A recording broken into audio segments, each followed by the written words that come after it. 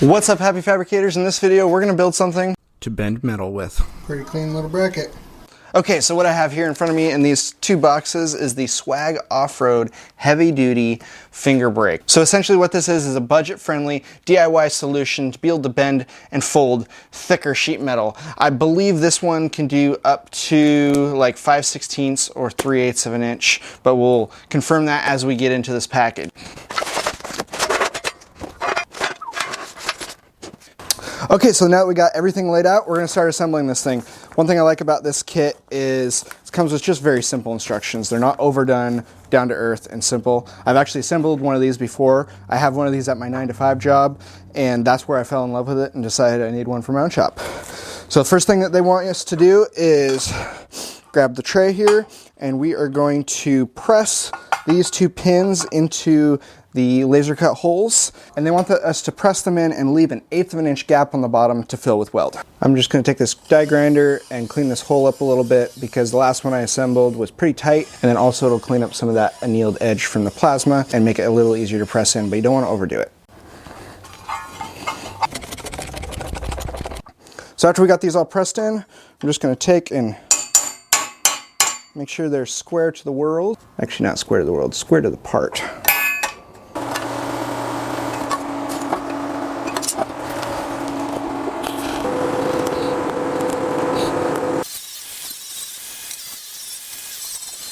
Okay, so then the next thing you're going to want to install are these two little carriage bolts. They need to come from the inside out on the channel here and then just get tacked by the heads. These are going to allow you to bolt on the backstop if you want to use that down the road. And that's important to do first because they're going to get covered up by this piece of angle iron that goes in next. Now, the one thing in the instructions that they want you to be aware of is they want to make sure that you're making full contact on the sides of the channel with the angle iron, and it's not being held up in the center. If you are not, and it's being held up on the center, which we have just a tiny bit of rock right here, looks like I'm gonna have to go and just kind of kiss this bottom with the grinder so that we have 3 points of contact, and this thing will distribute the load on this piece of channel properly. So I just cleaned this up real quick because I decided I'm gonna TIG weld it. Use my trusty strip discs. I love these things. They just remove the scale and the rust and not any of the parent material. And we're gonna face this off real quick with the grinder and get it welded in. So once I got this all sitting in how I wanted it, I welded up these carriage bolts because they're going to get covered up with the piece of channel. And then another thing I did here, you can see I used a 7-inch tube that's just the same size as the uprights to align that piece of channel and make sure that it is centered perfectly. So if that piece of tube is in line with those uprights, you know that the bottom of that V is going to be.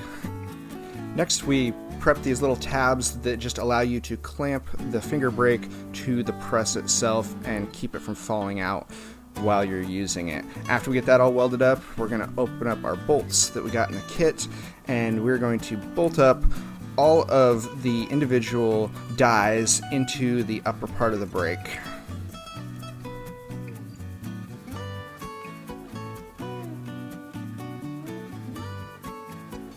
Once we get these all secured as good as possible, we want to weld our die holder to these slide tubes. Now, we want to line the top of the tube up with the top of the die holder, and I'm just going to use a couple of fireball shims here to space this up to the proper height. You can use whatever, but we want to make sure that it is high enough so that the die can have room to travel down and press without this over tube bottoming out on the channel.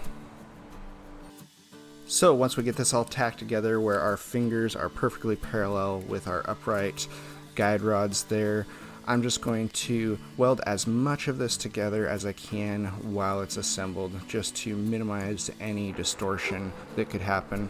Another thing to take note is make sure that you do not weld the part that is supposed to come loose and loosen the actual dies from the die holder. So once we have as much as we can welded, we're going to remove that die holder so that we don't accidentally weld it to it and we have access all the way around it, and weld the rest of this all the way out. Now, be cautious right here on the inside. Don't make a very fat bead because we don't want any interference with the die itself. So if you don't have the ability to make a small bead, you might have to grind that out a little bit afterwards so that you don't have that interference. And now that we're fully welded out, we can reassemble our die holder or die clamp there and get that all put back together.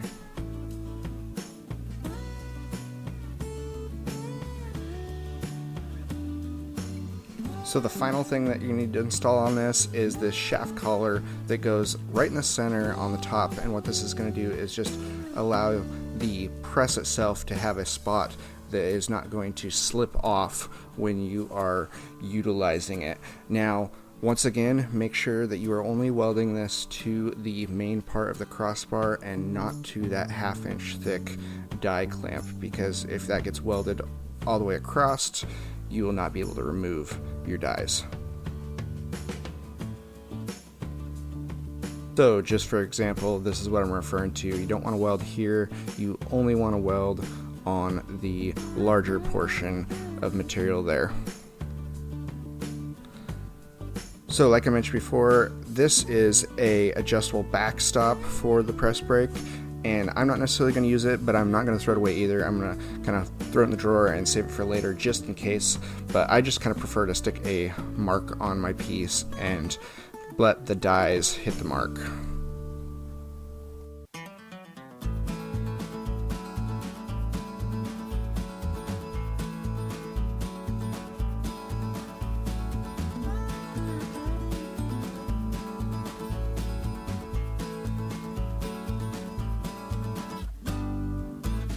Okay, so the first upgrade the Swag Off-Road press brake is going to get is a air over hydraulic jack. That is probably one of the biggest needs. I mean, it works just fine pumping this thing, but it will be so much faster and more pleasant to use with this puppy.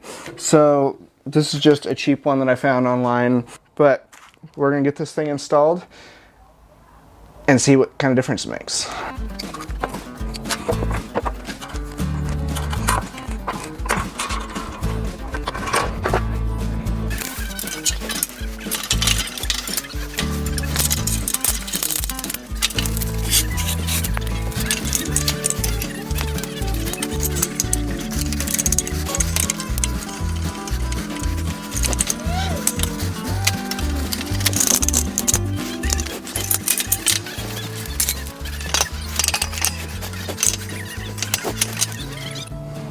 Okay, here goes nothing.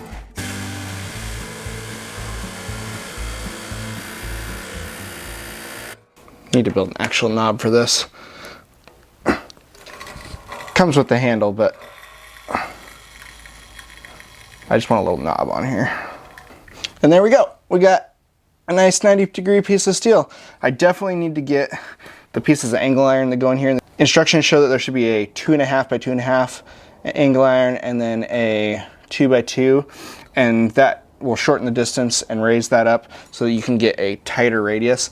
And then Swag Off-Road also makes a flat piece that goes across here with a smaller gap for doing like really thin sheet metal if you want to bend like 1/16 and get that nice tight radius. You might have to add that to the arsenal a little while down the road. Next off, we're going to build a cart for this thing to sit on and roll around, because wheels are good in a small shop.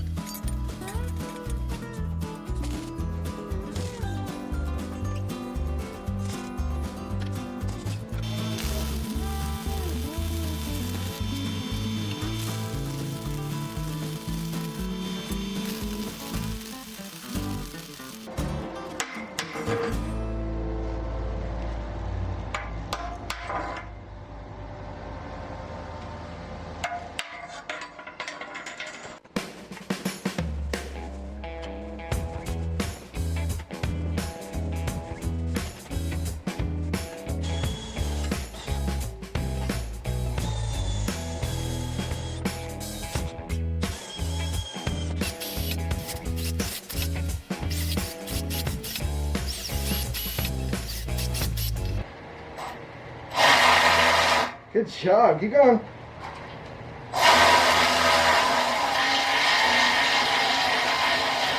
You did it? Good job. All the way. Now do the other one.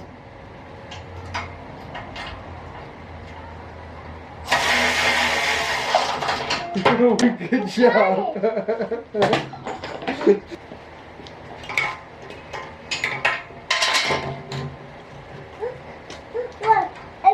Look, it's screwed. It's screwed?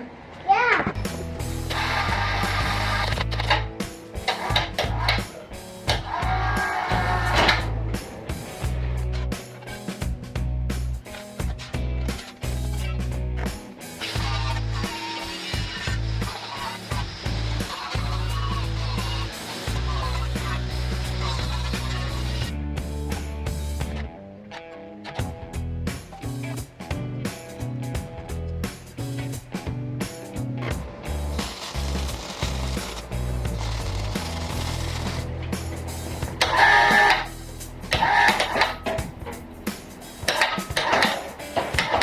Okay, so we got this thing on wheels now, and it rolls around pretty good. It's pretty heavy, and my floor is chunky, but when it's over on the smooth spot, it rolls around really good. I was actually able to stick my slip roller on here, which I think I might actually leave it there, because then I can kind of like maneuver around, because this thing weighs like, I don't know, over 100 pounds, and it's hard to move around. But overall, I'm super happy with this. I really am going to enjoy this press brake. Definitely going to get some angle iron to stick in here so I can do some tighter radiuses, but it's going to be super helpful for the boat project as more videos for that come out. I promise there's more videos on that coming out. I think the air over hydraulic ram was a good upgrade. It works just fine with the standard hydraulic ram, but the air over hydraulic is just going to be a little bit faster. It returns faster because now it's got 2 more springs on it. And I think it's just going to make it a more pleasant experience to use. So once again, guys and gals, if you want to see more fabrication content, click some of the links that are going to pop up here. If you want to be notified of upcoming videos or see these tools used in the future episodes, make sure to hit that subscribe button and ring the bell. It's free to do so, and go build something, guys.